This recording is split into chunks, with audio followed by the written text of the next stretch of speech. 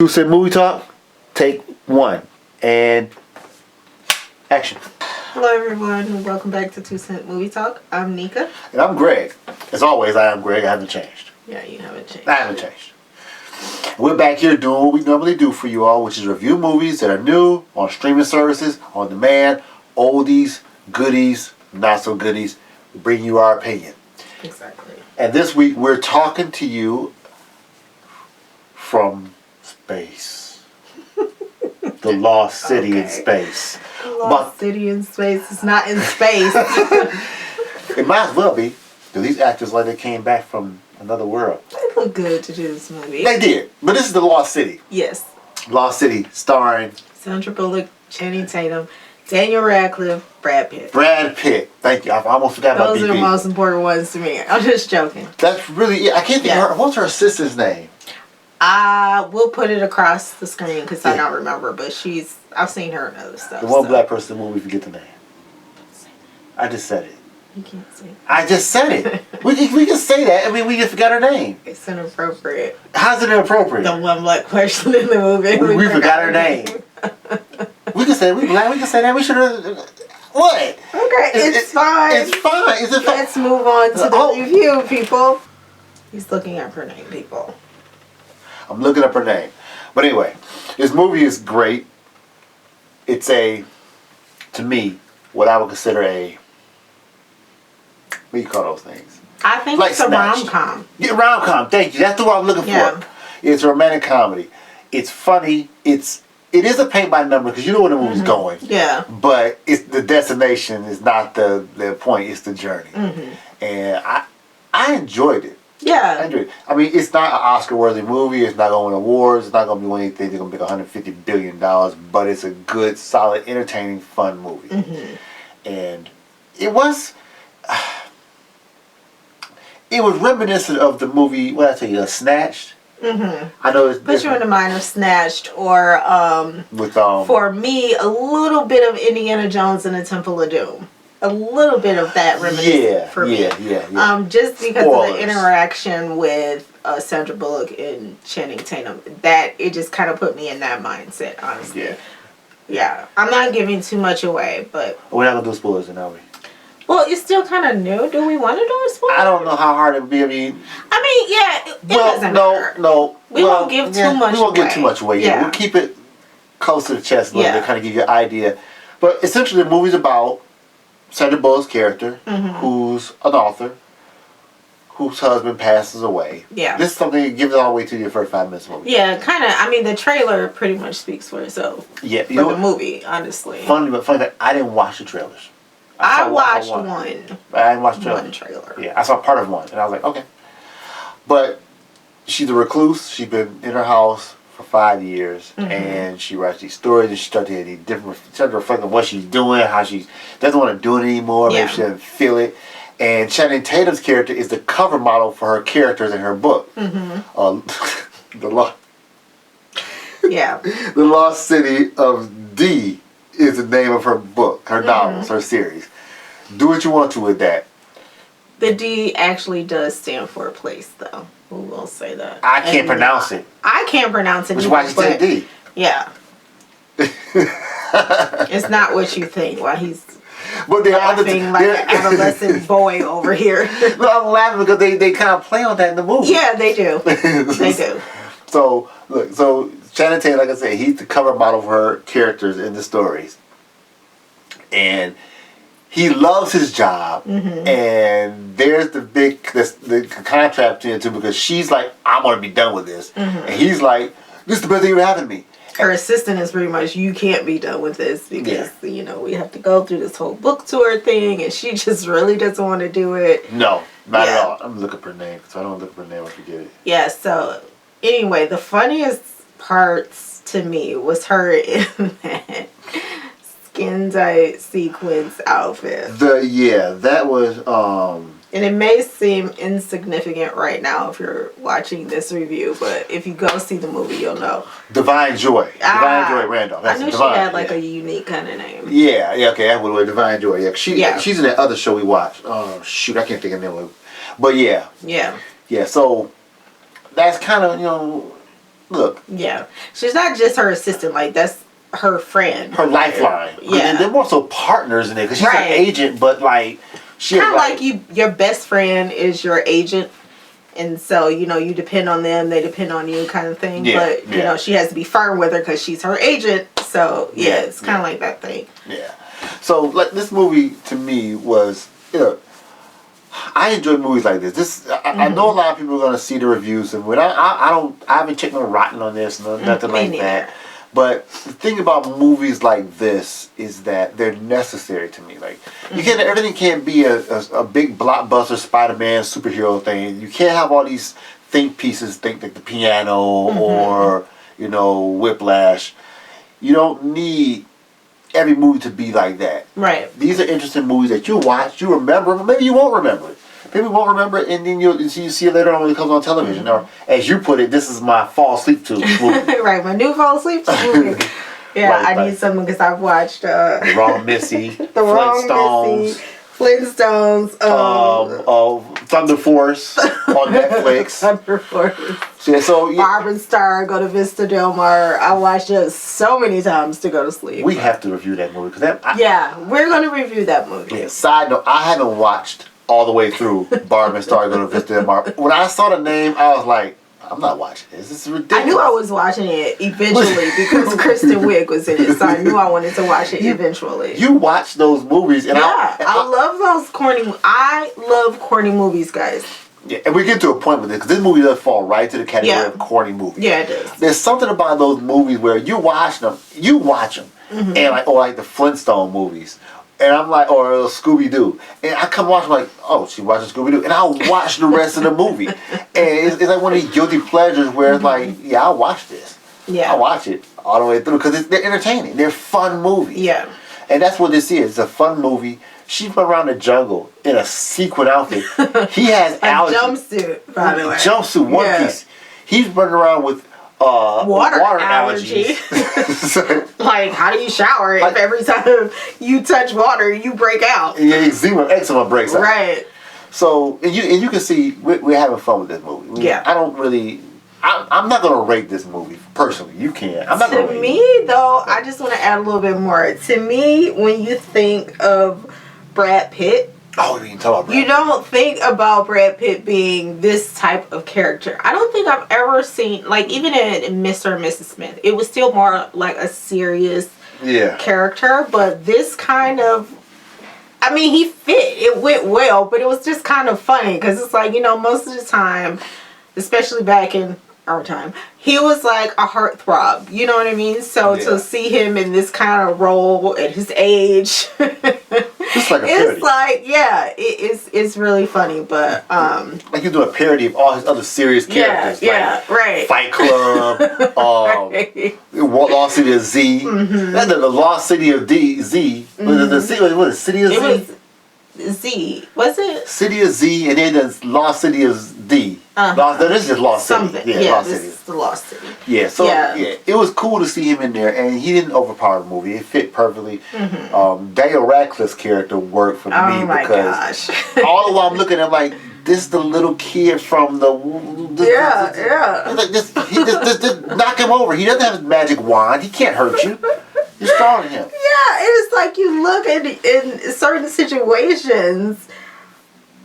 I said, why don't they just knock him down? Because if you see the movie, you'll know what I'm talking about. Because it's like, he's a little man with a little gun, and you can't overpower him. Yeah. So that's where a lot of the corniness comes in the movie. Yeah, and the movie has a lot of cliches too. The biggest cliche is the relationship. Like I said, like I mentioned, she lost her husband. The story of the crown of fire that they're chasing has a similar story. And I won't go into that piece. That's a simple. It's in the end, it's about loving and losing someone you love and not really knowing how to go on from that.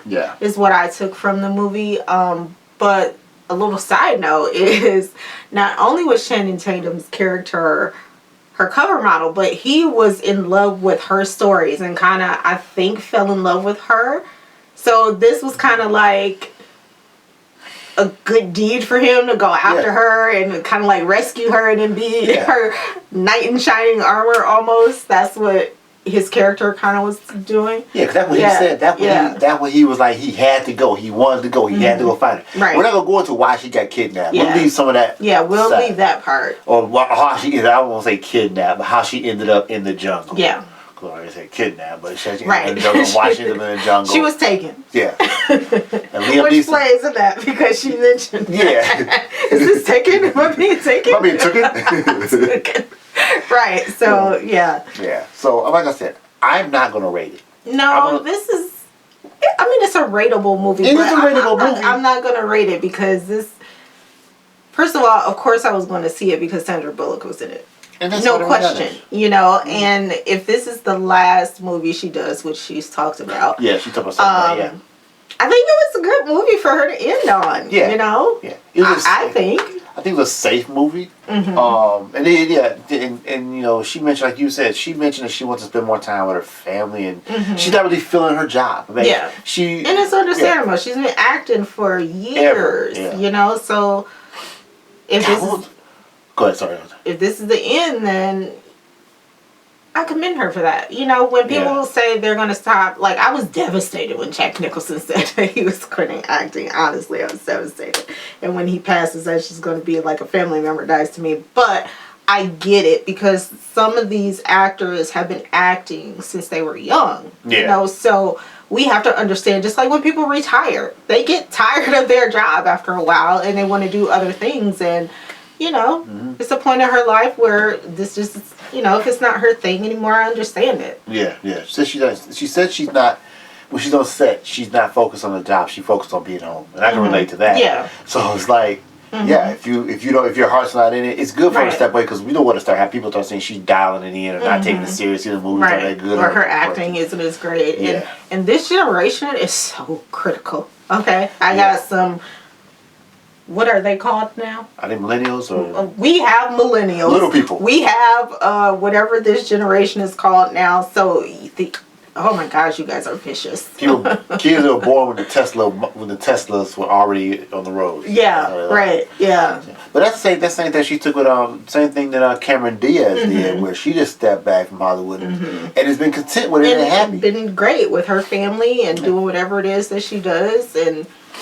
You know, these are real people. You know, that at the end of the day, they entertain us, but they're real people. You know what I mean? So they're like me and you, only their job pays a lot more than ours does. So, I mean, you know. For less hours. You know. Yeah. So, it's cool. Now, Channing Tatum's character in the movie, I want to say, there were parts of it that reminded me of him in 21 Jump Street. Yeah. I mean, he didn't play that kind of character. Right, but it's parts that, But his part, I mean, he played a funny role to me. Yeah, because he's a character with a heart. It starts out as empty, and then you see him first time, he's kind of being corny and silly on stage, overacting, the Jim Carrey thing a little bit. But, I mean, ultimately, you kind of felt him a little bit. Yeah. He's still... So it's a rom-com, little cheese into it. There's always a little cheesy thing, but cheesy stuff in it. Well, that's part of what it is. So, yeah. So that's our thought. You know, we don't want to go into too much depth with the movie because we'll really, if we say any more, we'll give the movie away, and we don't want to do that for you guys. If it was like a couple weeks from now, we'll probably go in more depth. But because it just came out, it's like we're not going to bother. We're not going to do that to you guys. We'll let you go see it and then tell us what you think about it. Yeah, and give us your comment. If you've seen it already, let us know. And tell us your thoughts. If you thought it was stunk, cool. Won't argue with that. If you thought it was the greatest movie ever, we'll talk about that. But sure, I'll give you that. I want to do something one day. What do you want to do on this channel? Is to target kind of the younger generation and start from or have them have kind of like a dialogue, maybe like a live for a specific age group to kind of question you on how you feel about our generation of actors from other works that you haven't seen them in, because a lot of things that you see now, you may base your opinion of them based on what they do now and not really know their full line of work. That would be pretty cool. That'd be interesting.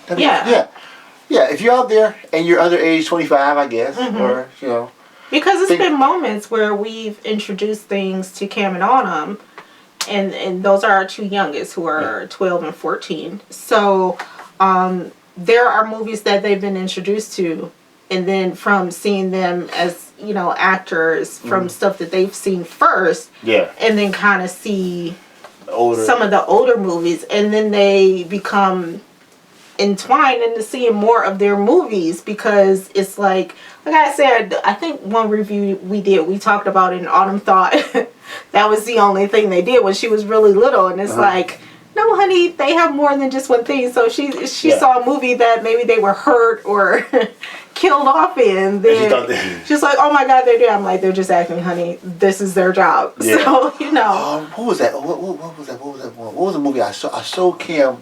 We watched something. Oh my goodness, I can't recall. Was it this summer you guys were watching stuff together? Yeah, I started watching something on Netflix, and it was old. Wasn't it didn't you have to introduce him to the original Star Wars? Yeah, we did watch that. Yeah. But that wasn't what it was. Oh, okay. But it was something that I didn't think he would like it, but he did like it. I don't know if it was Hitchhiker's Guide to... No, what Hitchhiker's Guide. I have to think about what. Maybe he remembers what it was. But he watched the whole movie and was really entertained. Yeah. So yeah, that'd be a great thing to do, because actors, like, I look at young actors now, like, who is this? Right. Where do you come from? Yeah. Like, Yeah. So it's kind of like a reverse thing for us. It's a lot of up and coming actors and actresses that we're like, but you guys may love them, and we're like, yeah, we have to learn them. It's kind of like when our parents watch movies and we're like, really? You love this character? This movie, 1957, is the best movie in the world. Like, they made this. Okay. That's it. 1957, 1962. Then 1963 made up. Like, no, I'm not watching that. Like, sorry. I can't watch the movie, first of all, because the film is degraded. I can't even see. Do they have a copy of this? It's like, is the color messed up? Why is it in black and white? And why aren't they speaking? And why is the sound guy in the shot? And what's up with the, effects? Right. Like, the movie that gets shot and you clearly see his paint. Right. All you see the gun smoke come out the barrel. Then all of a sudden the person, ugh. And it's like they'll get shot, and then the shot is like moments before, it's like 30-second delay, and then they realize they've been shot. Like, no. Have you ever seen the westerns when they get shot in westerns? It's always it's always a fall and jump. Like they get shot. Yes. They get shot and they're like, ugh. It's so dramatic. Like flying back. It's like that little gun made you fly back that far. On the knees. Oh. You can see the shot in the chair. It's oh. Oh my gosh. So I digress. So I see how that is. There are some great movies made in the 50s and 60s. There are, but we just didn't want to watch them when we were younger. That was our response to it. Like, dude, let's watch Eddie Murphy. No, you gotta watch Clint Eastwood. Fistful of Dollars. I don't want to watch that though. I don't watch it right now. Fun thing though, as I got older, I started watching them. We did start watching them. I started watching them, and if you're like me and sometimes you can't sleep at night and you're up and all they play is movies from like the 70s, 50s. I've even watched movies from 1930 that they play on HBO a lot. What was that? What was the movie I watched that one time? You were asleep. I told you the name, but I'll try to find it again. The guy, it was it was similar to the movie Man on the Ledge that I think Colin Farrell did or somebody did in the 2000s. But it was called something like that, and this kid worked at a department store. I was so captivated by watching the department store in the 1920s. All the women coming in getting fabric because they all made their own clothes. And the people working had to wear suits, tucked in shirts. Yeah. And they couldn't he tried to take his jacket off because he got hot, and the manager came over to him, wingtips on, black suit on, tie hair all done, hat on. Get that to work. So it was interesting watching that. And that was a silent movie, but it was so funny. Yeah. Or the movies that you see that people actually dressed up to go to see a movie. My mom used to tell me about a blue velvet dress that she used to wear just to go see a movie, and I would think, what the heck you need to do all that for? But that was the times. Like, we go wear jogging pants, a t-shirt, whatever we want to wear to go to see a movie. But to them, it was the theater. It was an event. The theater to us is like a stage play. That's what we consider to be like theater. Yeah. But for them, it was a big deal. It was like, okay, this is date night. To us, it's like, okay, we just want to see a movie, know? We kind of reversed it now, where because before movies or the movies, which means the moving images, which where it came from, they had stage and radio. So you had radio. Before that was plays, Macbeth, Shakespeare, and then you had later on, obviously there wasn't Shakespeare in the movies, but you had a lot of people between them. But it all was stage performances, and they went from stages onto screen. There was silent films. Then they had the talkies, which they called talkies because they had sound to it. And we called them movies. And they kept that same approach. They put on nice clothes, dressed the same way we went to the theater. We go to the theater and dress nice now, so they did the same thing. Right. Yeah. So maybe one day it'll come. I doubt it'll come back. Nobody really wants to go to the movies anymore. Right. They want to sit at home and stream. Yes. Yeah. On the TVs. Yeah, we were movie kids. That's what we had. So we're probably are going to continue to go. We'll be that old couple sitting in the back of the movies. Right. So, yeah. So, I know we got off on a tangent there, but I thought it was good stuff. I think it was important. I think this is us. We always do this. We're like the little dog, and you're talking about, entertaining the dog, and then squirrel, we go off talk about other things. Speaking of which, this is our squirrel moment. Speaking of which, where is there a squirrel out? We have a rabbit-looking squirrel in our yard, guys. Yeah, not a squirrel that looks like a rabbit, but a squirrel that looks like he has rabies. Yeah, it looked like he got jacked up, and he just never really recovered from it. Like Harvey Two-Face. One side is all fur, the other side is all skin. Looks nice, but then you see the other side of him, you're like, ugh, what happened to him? He don't live here. No, he's not from around here. No, somebody got him. The other one got him. But he stays because our neighbor likes to give them donuts. And you know what? Fun fact: the squirrels don't eat the sugary stuff. Like the cake, like the ice on. They won't eat those. But well, maybe God forbid one of our dogs get hold to them, and then we have to clean up their throw up all night. You get a diabetic coma. So, all right, we're gonna wrap it up there because guys. But yes, if you made it this far, right.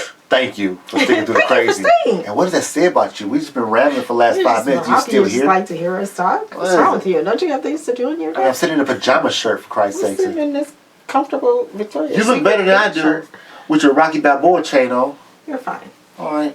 Adrian! I got this for doing a thing on my Instagram.